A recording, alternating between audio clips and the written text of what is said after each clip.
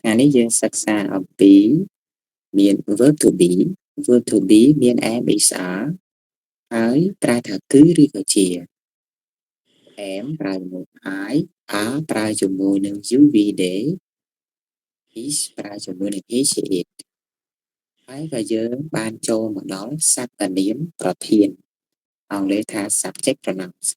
សព្ទនាមប្រធានមាន7មាន I ប្រើតែខ្ញុំ you អ្នក we ពួកយើង they ពួកគេ he គាត់ she នាង it វាបន្តមកទៀតមានប្រយោគដូចជា I am a monk ខ្ញុំជាព្រះសង្ឃ you are a student ខ្ញុំជាសិស្ស we are students ពួកយើងជាសិស្ស they are monks ពួកគេជាព្រះសង្ឃ he is a doctor គាត់ជាគ្រូពេទ្យណា she is a teacher នាងជាគ្រូបង្រៀននិងមួយទៀត it is a good book នេះគឺជាសៀវភៅល្អ possessive adjectives គុណនាមកម្មសិទ្ធិ my របស់ខ្ញុំ your របស់អ្នក our របស់ពួកយើង their របស់ពួកគេ his របស់គាត់ her របស់នេះ its របស់វាចូលមកដល់ប្រយោគ my book is new សៀវភៅរបស់ខ្ញុំថ្មី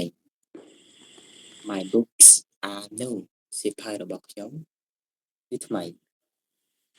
ខាងលើក្រោមនេះសំដៅដល់សៀវភៅច្រើនក្បាលចាប់ពី2តើ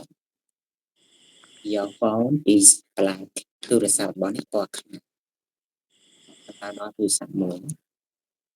ទៀត Your pants are blue ប៊ិចរបស់អ្នកពណ៌ខៀវសំដៅដល់ប៊ិចច្រើន Our country is small ប្រទេសរបស់ពួកយើងតូចសំដៅដល់តើប្រទេសមួយទេ Our houses are old ផ្ទះរបស់ពួកយើងចាស់ចាស់ហើយ Their son is tall កូនប្រុសរបស់ពួកគេខ្ពស់ His daughter is pretty កូនស្រីរបស់គាត់ស្អាតបន្តទៀត Her husband is good គាត់ប្តីរបស់នាងគឺល្អ Its food is great អាហាររបស់វាគឺឆ្ងាញ់